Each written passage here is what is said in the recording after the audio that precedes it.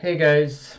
So, yeah, believe it or not, there are some things that we need to talk about with this episode. I'm not joking. And I guess just jumping right into it, there is a little bit of an elephant in the room to talk about with this episode, which is that it's one of those episodes that give us a little bit of a tease in the beginning of what's to come in the what's essentially called the meta liberation arc, but the rest of it is basically just a Christmas episode and the students in class like learning how to deal with the media. Which, believe it or not, for the most part, this episode is canon to the manga from anime onlys out there who are watching this. But it's one of those situations where they took two chapters that take place after the current arc we're supposed to be in, and rearrange it where it's placed in the beginning, like before I guess the current arc begins. And at first I was genuinely confused by this, but after talking with some others on the SOS Bros reaction channel a couple weeks back, I think I've got a better understand. But between that and also watching this episode, I think I've got a better understanding as to what Bones is doing here, or at least attempting to do by restructuring things like this. The first I think the first reason is as to why Bones is jumping ahead with this new with content that we weren't supposed to be covering for like 30 plus chapters, like for like for a while now, is that is it I think it has to do largely with the new movie coming out, and how I think they wanted to use a lot of what's going on as a lot of this stuff as somewhat of a lead into the movie, because from the way it sounds, it looks like that there might be some concurrent events within that film that tie into the Endeavor Agency arc.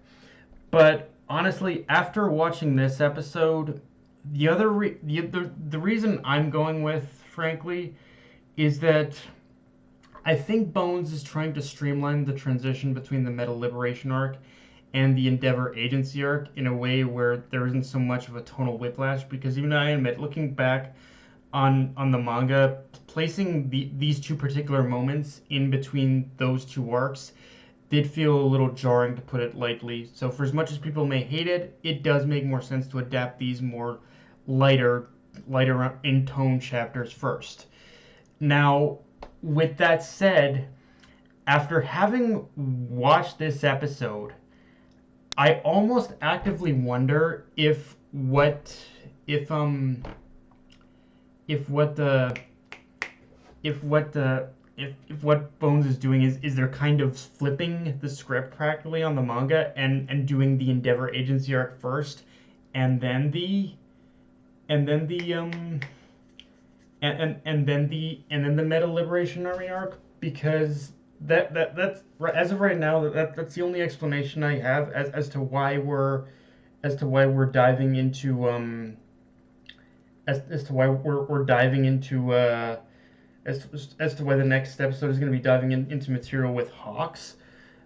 But at the at the same time, it's like, I wonder. I don't know how that's gonna work out. Honestly, I don't like. So like, again, I don't know if that's actually what Bones is doing, but right now it's sure feeling like it, that they're kind of switching the arcs around a bit right now in the anime. And again, I don't know if this is actually the case, but again, next episode does kind of look like it's happening that way. Um, Now, with that said, there's one moment I think is somewhat worth mentioning in this episode, which is Bakugo and Todoroki's interview scene. And even though it was largely played up for laughs, it still does in its own weird way show that Bakugo is becoming more recognized now as a hero. Because up to this point, even though Bakugo has had his moments, there are things that have more or less been overshadowed, but by Izuku's accomplishments. But between the end of last week's episode and this episode, we're seeing this his own capabilities as a hero finally being recognized by the public. So again, a very small scene, but one I think is important for Bakugo's character and pushes him further towards his shared goal with Izuku. And just in general, it's kind of nice seeing Bakugo get the spotlight on him, spotlight on him this time, and Izuku being the one in the background.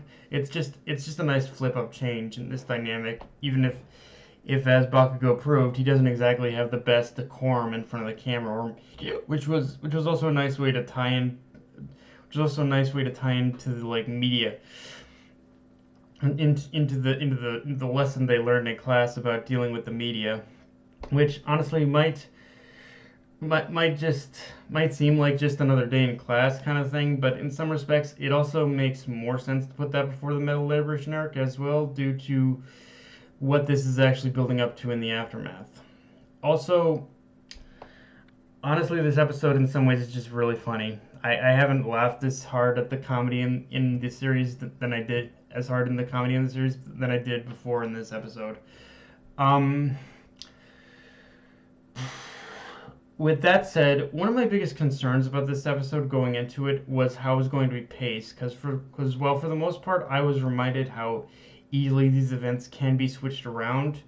There are still small events within that again made me curious how the studio would work with like the students looking at the news reports of the fight between the League and the Metal Liberation Army, but Bones for the most part again are using these scenes weirdly to their advantage in crafting a looming prelude to these events, and even kind of amazing that they managed to make this episode at all without really needing to add all that much filler either.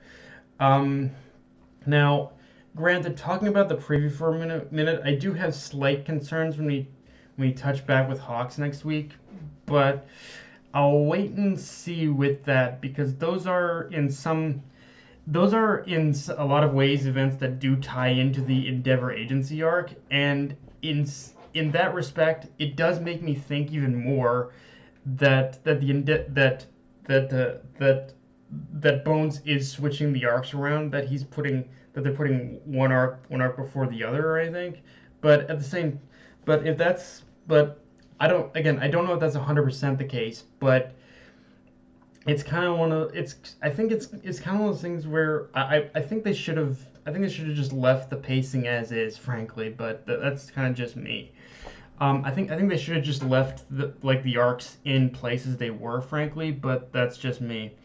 But at the same time, I think I can understand as to why they might do that, because the Endeavor, the Metal Liberation arc is such a big event that in some ways it would make sense to end this season off with it almost.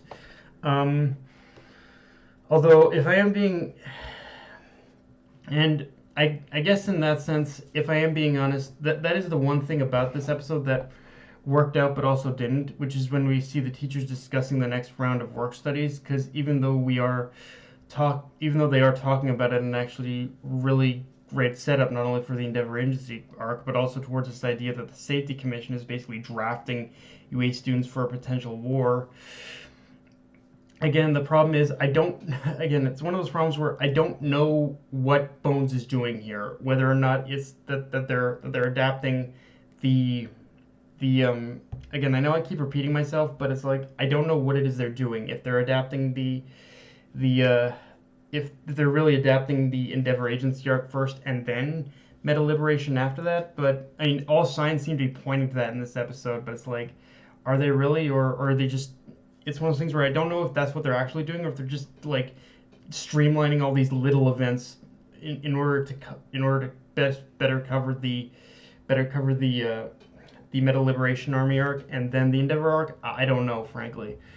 Also, when we get the scene at the Christmas party, I do like how we get a silent moment with Bakugo, where even though he did say he hated Best Genius Agency, we do get a hint of actual respect Bakugo has for Genius himself, and now he does silently recognize he's got a little bit more growing to do before he can actually face him. And yeah, obviously Eri in a Santa costume is peak adorable, but again, the whole Christmas moment in itself is once again indicative that this is going to be the last little bit of happiness Class 1A will ever experience again. So yeah. But yeah, guys, that's pretty much all I got for this review. If you enjoyed the video, like, comment, subscribe, follow me on Twitter and Mr. Crunchyroll. Be sure to hit the notification bell and the notification button. And yeah, Death Knight of Anime, signing off. Later, guys.